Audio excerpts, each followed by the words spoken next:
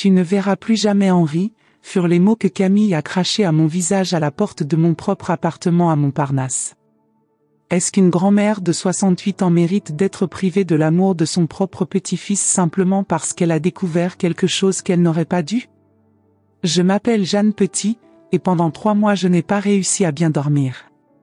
Chaque matin je me réveillais en espérant entendre le rire cristallin de mon petit-fils Henri, âgé de seulement 4 ans, résonner dans les couloirs de notre immeuble haussmannien. Mais tout ce que je trouvais était le silence lourd de Paris en octobre, avec ses feuilles dorées tombant comme des larmes dans la rue de la Gaîté. Tout a commencé cet après-midi pluvieux de juillet. Le ciel parisien était chargé, typique de l'été qui n'arrive jamais complètement. J'avais préparé les fameuses madeleines de ma grand-mère pour Henri, celles qu'il dévorait toujours avec ses petits yeux brillants. Camille m'avait appelé pour me demander de m'occuper de lui pendant qu'elle réglait quelques affaires. Rien d'inhabituel, pensais-je. En tant que mère célibataire veuve depuis 15 ans, j'avais toujours été le pilier de soutien pour mon fils Pierre et sa petite famille. Henri a couru dans mes bras dès que Camille l'a déposé. « Grand-mère, est-ce que je peux t'aider à faire des biscuits ?» Sa voix douce remplissait mon appartement de 2 pièces d'une joie que je ne ressentais plus depuis la mort de mon mari Marcel. Pierre travaillait tellement comme ingénieur qu'il arrivait rarement que nous ayons ces moments en famille, alors je saisissais chaque occasion d'être avec mon petit-fils.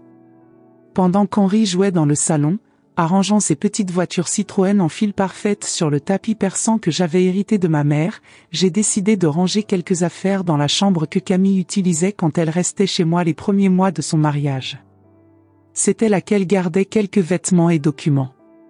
C'est alors que j'ai trouvé, entre des papiers apparemment banals, un dossier avec des documents de l'entreprise où Camille travaillait comme comptable. Ce n'était pas mon intention de fouiner, mais certains chiffres ont attiré mon attention. Des montants élevés, des virements bancaires, des dates qui coïncidaient exactement avec les fois où elle avait demandé de l'argent en prêt à Pierre. Mon cœur s'est emballé quand j'ai réalisé l'ampleur de ce que je voyais. Camille détournait de l'argent de l'entreprise. Ce n'était pas de petites sommes, c'était des dizaines de milliers d'euros, détournés systématiquement pendant 2 ans. Et pire encore, elle utilisait mon fils comme alibi, demandant des prêts pour combler les trous financiers, prétextant des urgences familiales qui n'avaient jamais existé. Quand elle est revenue chercher Henri, j'étais visiblement bouleversé. L'odeur de pluie entrait par la fenêtre entr'ouverte, se mêlant à l'arôme des madeleines qui étaient encore au four. Henri a couru vers sa mère, lui racontant avec animation notre après-midi ensemble. « Camille, ai-je commencé d'une voix tremblante, nous devons parler. » Elle m'a regardé avec ses yeux verts qu'un jour j'avais trouvé beaux, mais qui maintenant me paraissaient froids comme la Seine en hiver. « De quoi, Jeanne ?» J'ai montré les documents. Le silence qui a suivi était assourdissant. Henri continuait à jouer, inconscient de la tempête qui se formait autour de nous. La pluie s'est intensifiée dehors, frappant aux fenêtres comme si elle voulait entrer. « Tu n'aurais pas dû fouiller dans mes affaires, » dit-elle finalement, sa voix basse mais menaçante. « Comment peux-tu faire ça à mon fils? À notre famille ?» Ma voix est sortie plus forte que prévu, et Henri nous a regardés, confus. C'est alors que Camille a montré son vrai visage. Elle a pris Henri par la main et a marché vers la porte. « Tu ne comprends rien à notre vie financière, Jeanne. Et si un jour tu racontes quoi que ce soit à Pierre, je te garantis que tu ne verras plus jamais ton précieux petit-fils. Camille, ne sois pas ridicule. Pierre a le droit de savoir. Pierre ne saura rien. Et toi, si tu es intelligente, tu resteras aussi silencieuse. » Elle s'est arrêtée à la porte, Henri a grippé à sa jupe, sans comprendre pourquoi grand-mère semblait si triste. « Considère ça comme un avertissement, Jeanne. Garde ta bouche fermée si tu veux continuer à faire partie de la vie d'Henri. » La porte a claqué, et je suis restée seule dans mon appartement, l'écho de leurs pas dans le couloir se mêlant au bruit de la pluie. Les madeleines ont brûlé dans le four, remplissant l'endroit d'une odeur amère qui semblait résumer parfaitement ce que je ressentais. « Tu crois qu'un chantage émotionnel comme ça pourrait me faire taire ? Que je permettrais que mon propre fils continue à être trompé pendant que sa femme détruisait notre famille de l'intérieur? Ce que j'ai découvert après était encore pire que ce que j'imaginais, et la façon dont j'ai résolu cette situation a changé nos vies pour toujours. Continue à regarder pour découvrir comment une grand-mère de 68 ans peut être plus maligne qu'une escroc de 32 ans. Les jours qui ont suivi ont été les plus longs de ma vie. L'appartement, qui avait toujours été plein de vie et de rire quand Henri nous rendait visite, ressemblait maintenant à un mausolée silencieux. Chaque pièce résonnait de souvenirs, le tapis du salon où il jouait avec ses petites voitures, la cuisine où nous faisions des madeleines ensemble, la chambre d'amis où il dormait parfois quand Camille travaillait tard. Pierre appelait régulièrement, comme il l'avait toujours fait, mais j'ai remarqué que quelque chose avait changé dans sa voix. Il semblait inquiet, distant, comme s'il portait un poids qu'il n'arrivait pas à partager avec moi. « Maman, tu vas bien ? Ta voix semble étrange, » dit-il lors d'un appel un jeudi pluvieux. Le bruit de la pluie frappant aux fenêtres haussmanniennes de mon appartement créait une mélodie mélancolique qui s'accordait parfaitement à mon état d'esprit. « Je suis juste fatigué, mon chéri. L'automne me rend toujours un peu mélancolique. » Mentir à mon propre fils brisait mon cœur, mais la menace de Camille résonnait constamment dans mon esprit comme une malédiction. « Tu en es sûr ? Tu ne sembles plus être toi-même ces derniers temps. Et Henri demande après toi tous les jours. Hier il a demandé si grand-mère était malade. La mention de mon petit-fils a failli me faire craquer.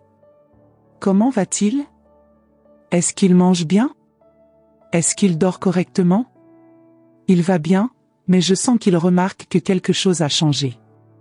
Les enfants sont plus perspicaces qu'on ne l'imagine, n'est-ce pas ? Après avoir raccroché, je suis restée assise longtemps dans le fauteuil où j'avais l'habitude de lire pour Henri.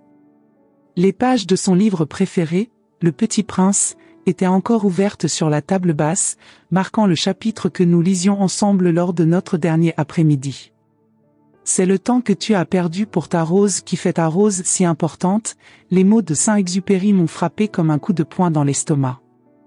J'ai décidé que je ne pouvais pas rester les bras croisés à regarder ma famille être détruite. Si Camille pensait qu'un simple chantage émotionnel me ferait taire, elle ne connaissait pas Jeanne Petit. J'avais passé 43 ans mariée à un homme qui travaillait au ministère des Finances. J'en savais plus sur les irrégularités financières qu'elle ne l'imaginait. J'ai commencé ma propre enquête silencieuse. Tous les matins, après le café avec les traditionnelles tartines que je préparais depuis que Pierre était petit, je marchais jusqu'à la bibliothèque de Montparnasse. Le trajet de 15 minutes dans les rues familières me donnait le temps d'organiser mes pensées et de planifier ma stratégie du jour. La bibliothécaire, Madame Rousseau, une dame élégante aux cheveux argentés que je connaissais depuis des années, me saluait toujours avec un sourire chaleureux. « Bonjour, Madame Petit. Vous recherchez de nouveau de la généalogie ? » Quelque chose comme ça, répondais-je, me dirigeant vers la section des ordinateurs publics. Là, utilisant mes connaissances informatiques de base que j'avais apprises avec Pierre quelques années auparavant, je recherchais des informations sur l'entreprise où Camille travaillait, Dubois et Associés, un cabinet comptable respecté du 7e arrondissement. Ce que j'ai découvert pendant les premières semaines m'a rendue encore plus inquiète.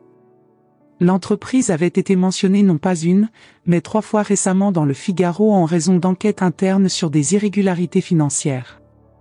Aucun nom spécifique n'était mentionné, mais les dates des reportages coïncidaient parfaitement avec la période que j'avais identifiée dans les documents de Camille.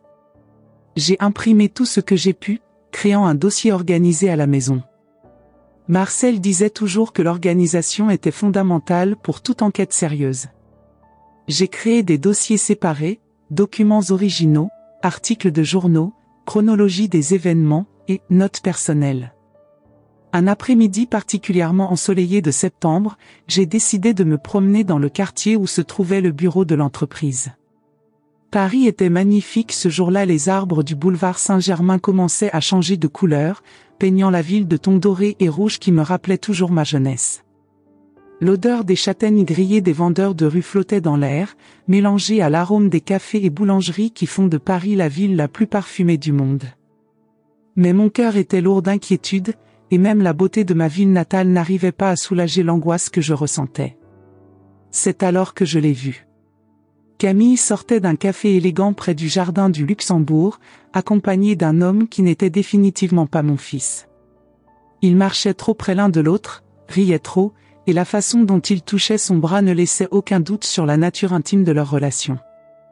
Mon premier réflexe a été de la confronter sur le champ, de crier dans toute la rue ce qu'elle faisait à ma famille. Mais la sagesse de mes 68 ans m'a retenu.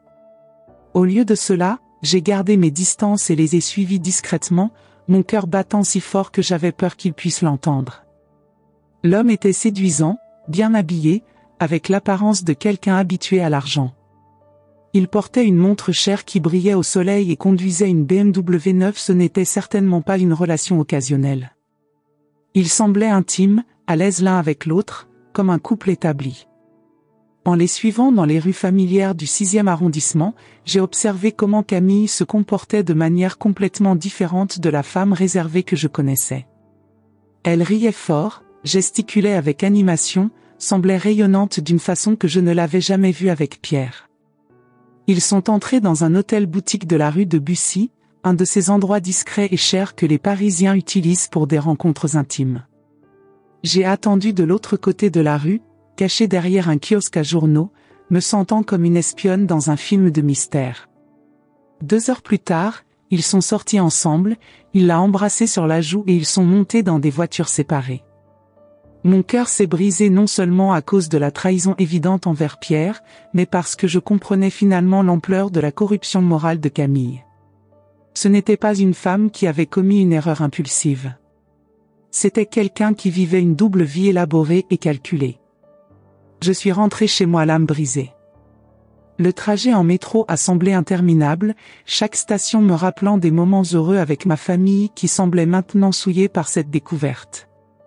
J'ai préparé mon thé de l'après-midi Earl Grey, comme Marcel l'aimait toujours, et je me suis assise dans le fauteuil du salon où j'avais l'habitude de lire pour Henri. Les murs de l'appartement semblaient résonner des souvenirs de ses rires. Ici il avait fait ses premiers pas. Là il avait renversé du jus d'orange sur le canapé et avait pleuré, de peur que je me fâche. Dans ce même fauteuil, il s'endormait sur mes genoux pendant que je racontais des histoires sur l'époque où son papa était petit. J'ai ressenti une tristesse profonde en pensant que je ne le verrais peut-être plus jamais grandir, que je ne ferais plus jamais partie des moments importants de son enfance. Ce soir-là, Pierre a appelé comme d'habitude. « Maman, Camille dit que tu es très occupée ces derniers temps et que tu n'as pas le temps de t'occuper d'Henri. » C'est vrai ? Le mensonge de Camille m'a frappé comme un coup de poing dans l'estomac, me coupant le souffle pendant un moment. Occupée ? Pierre, quand ai-je jamais été trop occupée pour mon petit-fils ? Je ne sais pas, maman. Elle a dit que tu agis bizarrement, qu'il vaudrait peut-être mieux faire une pause. Que tu as besoin d'espace pour gérer, je ne sais pas, des questions personnelles. Des questions personnelles ? Ma voix est sortie plus forte que prévu. Quelles questions personnelles ? Elle a mentionné quelque chose à propos de toi qui traverse une période difficile depuis la mort de papa. Elle a dit que parfois les personnes âgées ont besoin de temps pour traiter le deuil. La manipulation psychologique de Camille était plus sophistiquée que je ne l'avais imaginé. Elle utilisait la mort de Marcel qui avait eu lieu il y a 15 ans comme justification pour m'éloigner d'Henri. Mon fils, je n'ai jamais. Écoute, ne transformons pas ça en drame, d'accord ? C'est peut-être bien aussi. Camille a raison, tu mérites de te reposer un peu. Et Henri va bien, il s'adapte. Il s'adapte à quoi ? Au changement. Tu sais comment c'est. Quand j'ai raccroché le téléphone, j'ai su que Camille avait joué magistralement sa seconde carte. Elle ne m'avait pas seulement menacé directement, elle manipulait Pierre psychologiquement, lui faisant croire que la séparation était non seulement nécessaire, mais bénéfique pour moi. J'ai passé toute la nuit éveillée, marchant dans l'appartement comme un fantôme.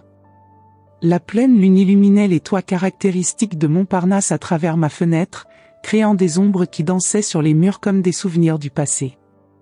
Je me suis souvenu de toutes les nuits que j'avais passées éveillée quand Pierre était bébé, inquiète pour son avenir, pour son éducation, pour le type d'homme qu'il deviendrait. Je n'avais jamais imaginé qu'un jour je serais inquiète de le protéger de sa propre épouse. C'est alors, à 3 heures du matin, en observant Paris dormir en bas, que j'ai pris une décision définitive. Si Camille voulait jouer sale, je savais aussi jouer. Mais mon jeu serait différent, il serait pour la vérité, pour la justice, et pour l'avenir de mon petit-fils. Le matin suivant, après seulement 2 heures de sommeil agité, j'ai appelé un vieil ami de l'époque de Marcel, Jean-Claude Moreau, qui travaillait comme enquêteur privé à la retraite. Nous nous connaissions depuis plus de 20 ans, depuis que Marcel l'avait aidé dans une affaire complexe impliquant des fraudes fiscales. Jean-Claude, j'ai besoin de ton aide pour une question délicate de famille. Bien sûr, Jeanne. Ça fait longtemps qu'on ne s'est pas parlé. Comment tu gères le veuvage ? C'est justement de famille que je dois parler. J'ai besoin de preuves solides sur des activités frauduleuses. Et j'en ai besoin rapidement. Il y a eu une pause significative de l'autre côté de la ligne. C'est sérieux, Jeanne. On parle de crimes financiers ? On parle de protéger mon fils et mon petit-fils de quelqu'un qui peut détruire notre famille. Tu es sûr de ce que tu fais ? Ce type d'enquête peut avoir des conséquences que tu ne prévois pas. J'ai regardé par la fenêtre vers les rues de Paris, où mon petit-fils devrait jouer dans les parcs que je connaissais par cœur, où il devrait apprendre la vie avec sa grand-mère qu'il aimait inconditionnellement. Je n'ai jamais été aussi sûr de quelque chose de ma vie, Jean-Claude. Alors parlons en personne. Tu peux venir à mon bureau cet après-midi ? Cet après-midi-là, j'ai marché dans les rues familières vers le bureau de Jean-Claude, situé dans un immeuble élégant près de la place des Vosges. L'automne parisien était à son apogée, les feuilles des arbres créant un tapis doré sur les trottoirs.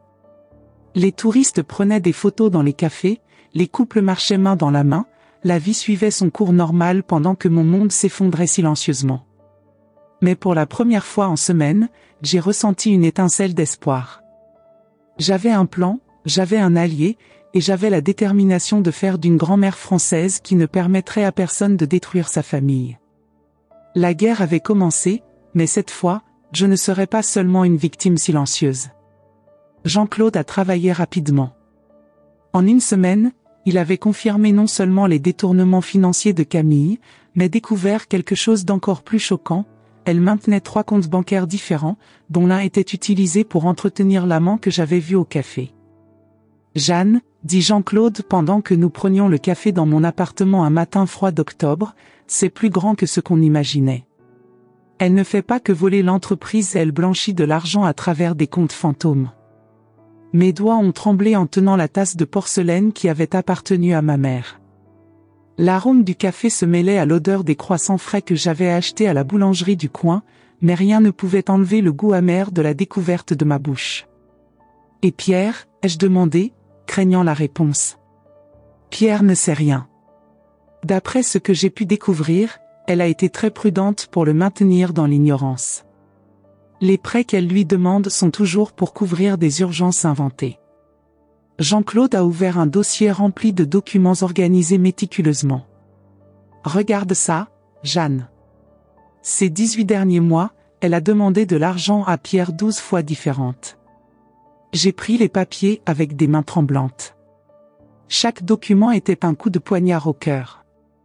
Des reçus médicaux falsifiés, des devis de travaux inexistants, des amendes de circulation qui n'avaient jamais eu lieu. Sa créativité pour tromper mon fils était impressionnante et terrifiante. Quel type d'urgence, ai-je demandé, bien que je craigne déjà de connaître la réponse. Jean-Claude a consulté ses notes, ajustant les lunettes qu'il portait depuis que je le connaissais, il y a plus de 20 ans. Traitement médical pour une tante inexistante qui avait soi-disant un cancer, rénovation de l'appartement qui n'a jamais eu lieu mais qui coûterait 15 000 €, problème avec la voiture qui fonctionnait parfaitement. Elle est très créative, je dois l'admettre. 15 000 €. Ai-je murmuré, me souvenant comment Pierre avait été inquiet à cette époque, travaillant des heures supplémentaires pour obtenir l'argent. Il était même venu me demander de l'aide pour compléter cette somme. J'ai donné 5 000 de mes propres ressources. Alors tu as aussi été sa victime, indirectement. J'ai ressenti un mélange de colère et de tristesse qui me consumait de l'intérieur. Mon fils, qui avait toujours été trop généreux pour son propre bien, était manipulé systématiquement par la femme qui avait juré de l'aimer. Et moi, sans le savoir, j'avais contribué à financer ses crimes. Jean-Claude, y a-t-il autre chose que je dois savoir? Il a hésité, ce qui m'a immédiatement alerté. Il y a oui. Et c'est peut-être la partie la plus difficile. Il a sorti quelques photographies d'une enveloppe Kraft. L'homme avec qui elle se rencontre, ce n'est pas juste un amant occasionnel. Les photographies montraient Camille dans différents endroits de Paris, restaurants chers, hôtels de luxe, boutiques de luxe. Toujours accompagnée du même homme brun, bien habillé, avec l'apparence de quelqu'un habitué à l'argent. Qui est-il? Marcus Beaumont. Ancien employé d'une banque qui a été licencié il y a 3 ans pour soupçon de fraude. Il n'a jamais été poursuivi par manque de preuves, mais depuis il vit très bien pour quelqu'un qui est officiellement au chômage. Mon estomac s'est retourné. Tu crois qu'il lui apprend à voler? Pire que ça, Jeanne. Je crois qu'ils sont associés. Les virements qu'elle fait ne vont pas seulement vers des comptes personnels. Une partie de l'argent va vers des entreprises fantômes qu'il contrôle. Ce n'est pas un cas isolé d'une employée malhonnête, c'est une opération organisée. J'ai dû m'appuyer sur la table. L'ampleur de la situation était bien au-delà de ce que j'avais imaginé. Il ne s'agissait pas seulement d'une belle fille malhonnête, mais d'une criminelle professionnelle qui avait choisi ma famille comme cible. Jean-Claude, j'ai besoin que toutes ces preuves soient documentées officiellement. Je vais en avoir besoin très bientôt. Tu as un plan? Pour la première fois en semaine, j'ai senti un sourire se former sur mes lèvres. C'était un sourire que Marcel connaissait bien, le sourire que je faisais quand j'étais sur le point de résoudre un problème qui semblait impossible. J'en ai un. Et ça va être une sacrée surprise. Cet après-midi-là, comme si le destin conspirait en ma faveur, j'ai reçu un appel inattendu. C'était Henri. Grand-mère? Maman m'a laissé t'appeler. Sa petite voix douce a failli me faire fondre en larmes. Mon petit trésor. Comment vas-tu? J'ai essayé de garder ma voix ferme, mais mon cœur s'est emballé d'émotion. Triste. Pourquoi tu ne viens plus me voir? Papa a dit que tu es très occupé, mais tu me manques. Ma chambre est très silencieuse sans tes histoires. Le nœud dans ma gorge a failli m'empêcher de répondre. Tu me manques aussi, mon amour. Beaucoup, beaucoup. Maman a dit que tu ne veux plus être ma grand-mère. C'est vrai? Parce que moi je veux juste que tu reviennes faire des madeleines avec moi et me raconter l'époque où papa était petit comme moi. Les larmes ont commencé à couler sur mon visage. Camille avait été cruelle au point de faire qu'un enfant de 4 ans questionne l'amour de sa propre grand-mère. Henri, écoute bien ce que grand-mère va dire, je serai toujours ta grand-mère. Et je t'aime plus que toutes les étoiles dans le ciel de Paris. Plus que tous les pigeons de Notre-Dame, plus que tous les croissants de toute la France. Tu comprends? Oui. Moi aussi je t'aime, grand-mère. Quand est-ce que tu vas refaire des madeleines pour moi? Et quand est-ce qu'on va au parc voir les canards? Très bientôt, mon chéri. Très bientôt. Après avoir raccroché, j'ai su qu'il était temps d'agir. Camille avait commis une erreur en permettant qu'Henri m'appelle, peut-être par négligence, peut-être par cruauté, pour me montrer ce que je perdais. Mais cet appel m'a donné la force finale dont j'avais besoin. J'ai passé le reste de l'après-midi à organiser ma stratégie. J'ai appelé un ancien collègue de Marcel au ministère des Finances, quelqu'un qui était encore actif et qui pourrait m'aider avec les aspects légaux de la situation. J'ai aussi contacté une avocate spécialisée en droit de la famille qu'une voisine avait recommandée. Le soir, j'ai appelé Pierre. Mon fils, nous devons parler. C'est urgent. Maman, si c'est pour s'occuper d'Henri, on a déjà parlé de ça. Ce n'est pas à propos de ça. C'est à propos de Camille. J'ai besoin que tu viennes à mon appartement demain soir. Seul. Il y a eu un silence de l'autre côté de la ligne. Je pouvais entendre le son de la télévision en arrière-plan, probablement Henri qui regardait ses dessins animés préférés. De quoi s'agit-il? Tu m'inquiètes. Demain tu sauras. Mais Pierre, promets-moi une chose, viens seul, et garde l'esprit ouvert pour ce que j'ai à te montrer. Et s'il te plaît, ne commente rien avec Camille de notre conversation. Maman, tu m'effraies sérieusement. Bonne nuit, mon fils. Je t'aime plus que tu ne peux l'imaginer. J'ai passé la nuit à organiser toutes les preuves que Jean-Claude avait rassemblées. Documents bancaires, photographies de la trahison, registre d'appels, extraits qui montraient clairement le schéma de vol. J'ai tout organisé chronologiquement, comme Marcel m'avait appris quand je l'aidais avec les dossiers au ministère. Chaque document a été mis dans une protection plastique, chaque preuve numérotée et cataloguée. J'ai aussi écrit une lettre pour Henri, au cas où les choses tourneraient mal et que je devrais lui expliquer, quand il serait plus âgé, pourquoi sa grand-mère avait pris des décisions si difficiles. J'ai gardé la lettre dans un tiroir, espérant ne jamais avoir besoin de l'utiliser. Le matin suivant, je me suis réveillé avec une détermination que je n'avais pas ressentie depuis des mois. J'ai nettoyé l'appartement complètement, préparé des fleurs fraîches du marché de Montparnasse, des chrysanthèmes jaunes qui me rappelaient toujours l'espoir. Le parfum subtil de lavande que je portais toujours flottait dans l'air, mélangé à l'arôme des biscuits que j'avais préparés nerveusement pendant la matinée. J'ai positionné stratégiquement les photographies de famille Pierre enfant dans les bras de son père, notre mariage, Henri faisant ses premiers pas dans ce même salon.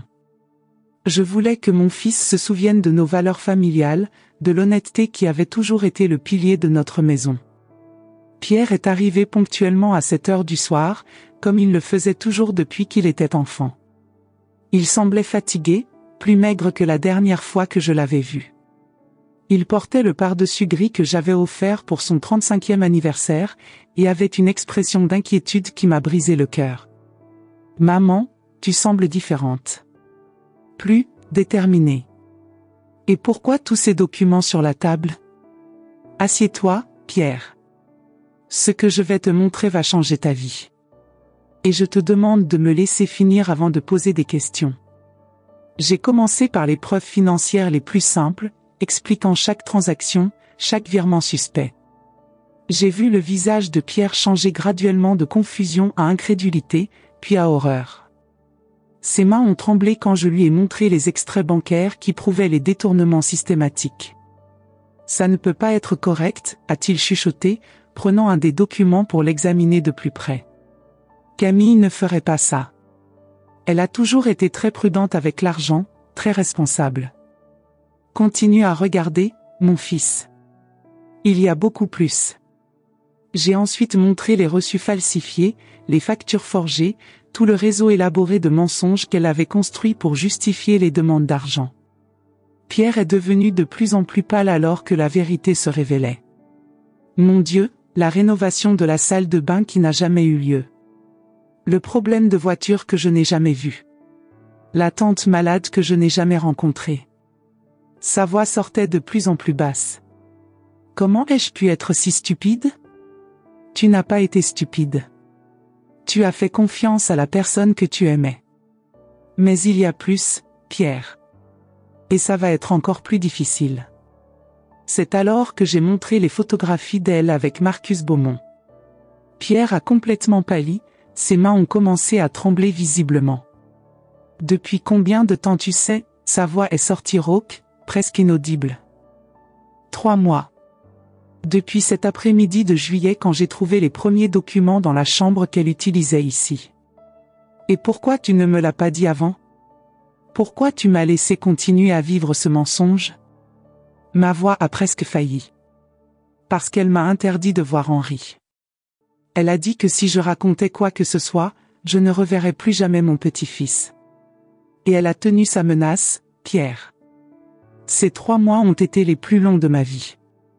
Pierre s'est levé brusquement, marchant vers la fenêtre. Dehors, Paris brillait de ses lumières nocturnes, indifférente au drame qui se déroulait dans mon petit appartement. Les lumières des cafés se mêlaient aux phares des voitures, créant cette atmosphère unique que j'avais toujours aimée dans ma ville. Mon Dieu, maman. Qu'est-ce que j'ai fait? Comment ai-je pu être si aveugle? Et Henri, comment allons-nous expliquer à Henri que sa mère est une criminelle? Tu as fait confiance à la personne que tu aimais. Il n'y a pas de crime en ça, mon fils. Et pour Henri, nous trouverons un moyen de le protéger de tout ça. Il s'est tourné vers moi, des larmes dans les yeux pour la première fois depuis qu'il était adolescent. Et maintenant? Qu'est-ce qu'on fait maintenant? Comment je confronte une personne que je connais depuis 5 ans et je découvre qu'elle n'a jamais vraiment existé? Ensemble, ai-je répondu, me levant pour l'embrasser. On va affronter ça ensemble, comme on l'a toujours fait. Et on va protéger Henri ensemble.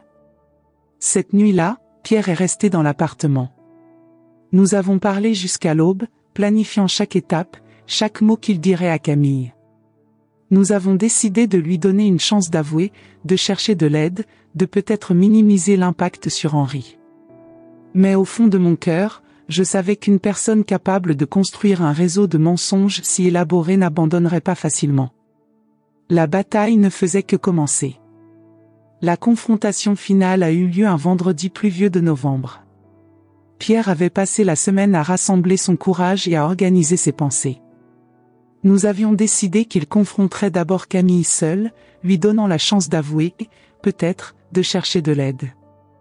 J'étais dans mon appartement, préparant des madeleines, une recette qui était devenue ma façon de gérer l'anxiété quand le téléphone a sonné. Maman, tout a mal tourné. La voix de Pierre était brisée. Elle a tout nié. Elle a dit que tu avais falsifié les documents, que tu es sénile et jalouse d'elle. Et pire encore, elle a pris Henri et a quitté la maison. Je ne sais pas où ils sont. Mon sang s'est glacé. Quoi? Elle a emmené Henri? Elle a seulement laissé un mot disant qu'elle allait chez sa mère à Lyon et qu'elle ne reviendrait pas tant que tu n'arrêterais pas d'inventer des mensonges. C'est alors que la Jeanne Petit, qui avait survécu à la Seconde Guerre mondiale, qui avait élevé un fils seul après la mort de son mari, qui avait affronté des décennies de défis avec dignité, a finalement pris les rênes de la situation. Pierre, où es-tu maintenant? Dans l'appartement. Seul. Viens ici. Maintenant. Et apporte tout ce que tu peux trouver de son bureau à la maison. 1 heure plus tard, mon appartement ressemblait à un centre d'opération. Jean-Claude était arrivé avec du matériel de traçage apparemment, les enquêteurs à la retraite gardent quelques ressources utiles. Pierre avait apporté l'ordinateur portable de Camille et plus de documents. J'ai trouvé ceci, dit Pierre, me montrant un agenda où Camille avait noté des rendez-vous avec M. clairement l'amant. Et aussi ceci. C'était une copie de l'acte de naissance d'Henri, comme si elle se préparait à fuir depuis longtemps. Elle a planifié ça, ai-je murmuré, feuilletant l'agenda. Ce n'était pas impulsif. Elle se préparait à cette situation. Jean-Claude a levé la tête de l'ordinateur portable. J'ai des nouvelles. Elle est vraiment à Lyon, mais pas chez sa mère. Elle est dans un hôtel du centre-ville. Et elle n'est pas seule. L'amant? Oui. Et Henri. L'image de mon petit-fils de 4 ans dans un hôtel étrange, confus et effrayé, m'a donné une force que je ne savais pas posséder encore. Jean-Claude, tu as encore des contacts dans la police? Quelques-uns. Pourquoi? Parce qu'on va chercher mon petit-fils. Maintenant. Ce qui a suivi ressemblait à un film d'action, mais avec une grand-mère de 68 ans déterminée en vedette. Jean-Claude a utilisé ses contacts pour alerter la police de Lyon sur une possible situation d'enlèvement de mineurs. J'ai utilisé mon expérience de la bureaucratie française pour naviguer rapidement dans les canaux légaux. Pierre, initialement hésitant à impliquer les autorités, a finalement compris que nous n'avions pas le choix. À 2 heures du matin, mon téléphone a sonné. C'était un inspecteur de Lyon. Madame Petit? Nous avons trouvé votre petit-fils. Il va bien, mais la femme qui était avec lui a été arrêtée avec un complice. Il semble que vous aviez raison sur les activités criminelles. Des larmes de soulagement ont coulé sur mon visage. Et Henri? Il demande sa grand-mère. Vous voulez que je lui dise quelque chose? Dites-lui que grand-mère vient le chercher, et qu'elle ne le laissera plus jamais partir. Le voyage vers Lyon a été le plus long de ma vie, même en ne durant que 2 heures dans le TGV. Pierre tenait ma main pendant tout le trajet, tous les deux perdus dans nos propres pensées. Le paysage français défilait par la fenêtre Champs-Autonaux, petite ville, la France profonde qui m'avait toujours consolé. Quand nous sommes arrivés au commissariat de Lyon, Henri a couru dans mes bras avant même que je puisse parler. « Grand-mère, tu es venue me chercher. Toujours, mon trésor. Toujours. » Plus tard, nous avons appris toute l'étendue des crimes de Camille. Elle avait détourné plus de 200 000 € de l'entreprise, maintenait des comptes secrets dans 3 banques différentes, et elle, amant, était en fait son associée dans un réseau de blanchiment d'argent qui s'étendait sur plusieurs villes françaises. Le procès a eu lieu 6 mois plus tard. Camille a été condamnée à 5 ans de prison et obligée de restituer tout l'argent volé. Pendant le processus, nous avons découvert qu'elle n'avait jamais vraiment aimé Pierre. Le mariage était calculé dès le début pour lui donner une respectabilité sociale pendant qu'elle menait ses activités criminelles. Aujourd'hui, 2 ans plus tard, Henri vit avec nous.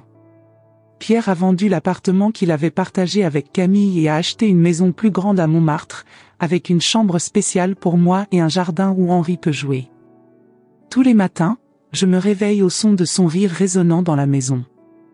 Nous faisons des madeleines ensemble, lisons des histoires, nous promenons dans les parcs de Paris qui sont redevenus nôtres. Pierre a trouvé le vrai amour avec Claire, une institutrice gentille qui traite Henri comme s'il était son propre fils et m'appelle affectueusement « Maman Jeanne ». Parfois, quand je suis assise dans le jardin en regardant Henri jouer, je pense à comment la vie peut changer dramatiquement. Une grand-mère de 68 ans a affronté une criminelle expérimentée et a gagné, non pas par la force physique, mais par la détermination de protéger sa famille et par le pouvoir de la vérité. La leçon que j'ai apprise ? Ne sous-estimez jamais l'amour d'une grand-mère. Ne sous-estimez jamais la force d'une femme qui se bat pour sa famille. Et jamais, au grand jamais, n'essayez de séparer une grand-mère française de son petit-fils. Henri a maintenant 6 ans, parle constamment de notre prochaine aventure culinaire, et m'appelle « la grand-mère la plus courageuse de tout Paris ». Et vous savez quoi ? Il a raison. C'est mon histoire. Une histoire qui a changé ma vie et qui m'a montré qu'il n'est jamais trop tard pour se battre pour ce qu'on aime. Je sais que beaucoup d'entre vous qui m'écoutez avez déjà vécu ou vivez des situations similaires, des proches qui nous manipulent, qui nous éloignent de nos petits-enfants, qui détruisent des liens que nous avons construits toute une vie. Vous n'êtes pas seul. J'avais 68 ans quand j'ai décidé que je ne serais plus une victime, que je ne permettrais à personne de me séparer de mon Henri. Et regardez où cela m'a mené, aujourd'hui il est ici à mes côtés, m'aidant à faire des madeleines pendant que j'enregistre cette histoire pour vous. S'il vous plaît, si cette histoire vous a touché d'une façon ou d'une autre, si vous avez reconnu quelque chose dans vos propres vies, ne restez pas silencieux. Racontez dans les commentaires, avez-vous déjà vécu quelque chose de semblable ? Comment avez-vous fait face ?